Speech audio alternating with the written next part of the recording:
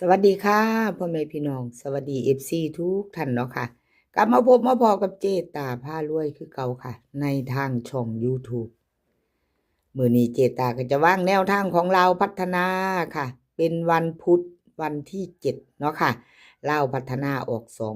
20:30เห็นอยู่นี่ประวัติของดารามาดามเด้อค่ะพี่น้องวันที่5ที่ผ่านมาเนาะค่ะดารามาดามคำนวณคนสวยรวยน้ำใจเล่าพัฒนาวันที่หาของเพิ่นออก845เนาะค่ะ3ตัวบน38ล่างมาดามเพิ่นกอดข้อกันมาจับมือกันเดินตัวนี้3กับ5ขอโทษขออภัยแทนมาดามคำนวณค่ะ2ตัวไม่เดินไม่เข้าเนาะเบิ้น3ตัวกับขอโทษขออภัยแทนมาดามคำนวณค่ะคนสวยรวยน้ำใจเพิ่นบอกเป็นยังค่ะเจตาให้กำลังใจซึ่งกันและกันเหมือนเดิมแต่ตอนรับปีใหม่อย่างสวยงามเลยค่ะวันที่2ที่ผ่านมาเนาะเป็นเพียงแนวทางมีเขามีหลุดคือว่าล่ะพี่น้องดีใจน้ำค่ะผู้ใดวิ่งลูดน้ำมาดามคำนวณวันที่หาเนาะถ้าใครได้ก็ดีใจด้วยค่ะ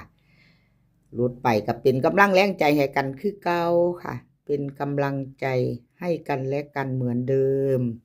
กราบขอบบุญขอบคุณมาดามคำนวณหลายๆเด้อค่ะคนสวยรวยนำใจที่ให้แนวทางมาตลอดด้วยดีเสมอมาแล้วก็ทั้งกำลังใจเนาะค่ะ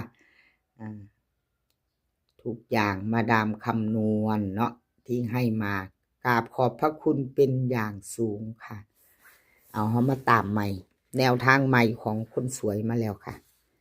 มาดามคำนวณคนสวยรวยน้ำใจเว้าในไซเจ้าเจ้าเป็นนกแก้วเนาะพี่น้องว่าบ่มาดามคำนวณเว้า น้ำไหลไฟสว่างหมดเด้อมาดามคำนวณได้เว้าเว้าหยอกกันได้หยอกเด้อมาดามน้ำไหลไฟสว่างเด้อถ้ามาดามมาเห็นคลิปนี้เนาะถ้าเพิ่นเข้ามารับชมรับฟังเจตาพารวยเว้าหยังข่อยน้อติในทางที่ดีค่ะบวกอย่างเดียวเจตาพารวยเว้าถึงเพิ่นเนาะค่ะเสียงคือนกแก้วซั่นเนาะเจตาว่าน้ำไหลไฟสว่างคันหัวเราะวันละนิดจิตแจ่มใสมาไปต่อเล่าพัฒนามือแรงขามโขงกับมาดามคำนวณค่ะขามโขงกับมาดามคำนวณมือแรงวิ่งลูดเพิ่นให้มากค่ะ9กับ1 2ตัวค่ะ59 79 71 51เบิ้ล99กับ11ค่ะ3ตัว3หาง971 951 991ค่ะวิ่งลูดมาดามคำนวณให้9กับ1เด่นทอกันค่ะเพิ่นวงกลมให้เด่นเท่ากัน9กับ1 2ตัวค่ะเน้น2หาง59กับ51ค่ะ3ตัวเน้นหางเดียว951มาดามคำนวณคนสวยรวยน้ำใจแคปหน้าจอค่ะ FC มาดามคำนวณไปต่อกันมือแรงขามโค้งลาวพัฒนา20:30ค่ะมือนี้มือใหม่ไปใหม่ค่ะกับมาดามคำนวณแคปหน้าจอเนาะค่ะแคปหน้าจอแล้วไปต่อ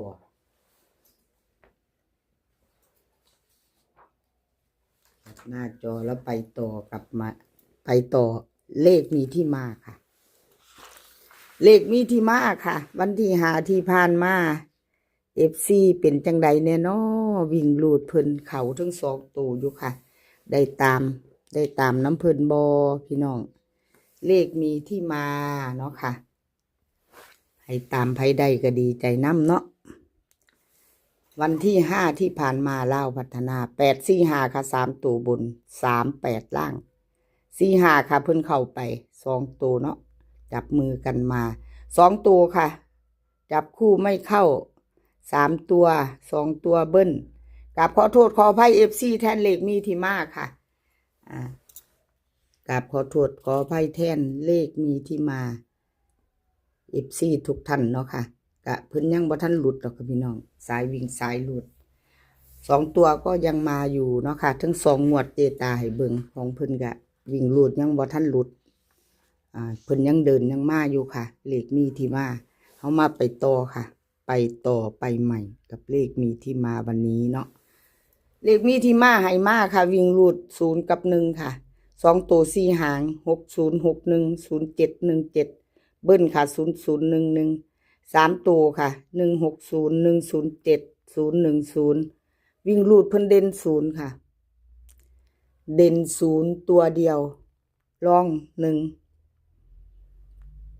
2 ตัวค่ะเน้น60กับ07 3 ตัวค่ะเน้น2 หาง160107เลขมีที่มาค่ะใครจะไปต่อกับเพิ่นก็เตรียมแคปหน้าจอไว้ค่ะพี่น้องเตรียมแคปหน้าจอไปต่อกับเลขมีที่มามื้อแรงกับขอบคุญขอบคุณเลขมีที่มาหลายๆเด้อค่ะที่ให้แนวทางมาวางทางช่องเนาะกับขอบพระคุณเป็นอย่างสูงต้นฉบับเพิ่นก็อยู่กับมาดามคำนวณค่ะเจตากับขอเพิ่นมาเพิ่นก็ให้มาอยู่ตลอดล่ะค่ะทั้งปีเนาะต้นฉบับกับขอบคุญขอบคุณทั้งมาดามคำนวณแล้วก็เลขมีที่มานํกันค่ะที่ให้แนวทางมาวางทางช่องของเจตาตลอดเนาะแคปหน้าจอของเลขมีที่มาเราไปต่อค่ะต่อไปเป็นของไผเป็นของใครมาไปต่อ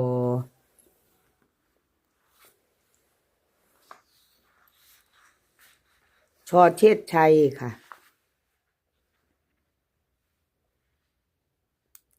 ชอเชษชัยหนุ่มน้อยหน้ามนต์คนรูปรอ4845ค่ะ3 ตัวบน38ล่างวันที่5ที่ผ่านมา2 ตัวของเพิ่นค่ะเพิ่น3 ตัวหลุดไปเข้า1 ตัว2 ตัวมา1 ตัวเนาะค่ะเข้าไปวิ่ง5 ตัวหนึ่งเจตาเป็นกำลังแรงใจให้หนุ่มน้อยหน้ามนต์คนรูปรอของเพิ่นต้อนรับปีใหม่อยู่เด้อค่ะ26ตรงๆเต็มช่อเฉดชัย FC เตรียมแคปหน้าจอค่ะไปต่อมื้อแลง2 ทุ่มครึ่งกับหนุ่มน้อยหน้ามนต์คนรูปรอของเพิ่นเข้าไปอยู่เนาะต้อนรับปีใหม่ค่ะต้อนรับปีใหม่วันที่2วันที่7มื้อแลงไปต่อกับช่อเฉดชัย FC ลาวพัฒนาค่ะวิ่งรูดเพิ่นให้มา1กับ3 2 ตัว4 หางค่ะ1516 3536 1133เบิ้ลของเพิ่น1133 3 ตัว3 หางค่ะ135 136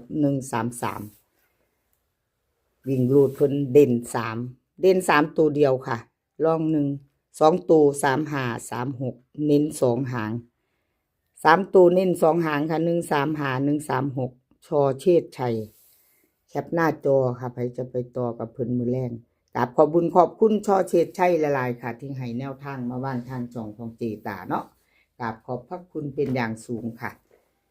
มาไปต่อค่ะไปต่อเลขรับนางฟ้าค่ะรับนางฟ้าเลขรับนางฟ้าไปต่อกับเลขรับนางฟ้าค่ะเลขรับนางฟ้าเพิ่นเข้ามาอยู่ค่ะพี่น้องวันที่5ประวัติของเพิ่นเนาะFC เป็นจังใดไผได้ไผมานก็ดีใจนำเด้อค่ะวันที่5ลาวพัฒนา3 ตัวบน845ค่ะ3 ตัวบน38ล่างของเพิ่นเข้าไปเนาะค่ะ83ตัวกลับเป็นตัวกลับแต่เป็นตัวเน้นตัวเจาะเนาะค่ะพี่น้องFC วิ่งรูดเพิ่นก็เข้าไป8 บน 8 ล่างอยู่ค่ะเลขรับนางฟ้าใครจะตามต่อเตรียมแคปหน้าจอเด้อค่ะเจตาให้เบิ่งอีกงวดนึงค่ะมาอยู่วันที่2เพิ่นก็ยังบ่ทันหลุดเด้อค่ะพี่น้อง FC เลขรับนางฟ้าเตรียมแคปหน้าจอไปต่อมื้อแรงค่ะมื้อแรงถ้าชอบเฮาก็จัดขัดเฮาก็ผ่านเนาะเอาที่เราชอบเรามักเนาะค่ะวิ่งรูดเพิ่นให้มาค่ะรับนางฟ้า2กับ4 2 ตัว4 หางค่ะ2848 2040เบิ้ล22กับ44ค่ะ3 ตัว3 หาง248 240 224วิ่งรูดเพิ่นล่อง2ค่ะเด่น4เด่นเน้น2 หาง2 ตัวค่ะ48กับ40 3 ตัวเน้น2 หางค่ะ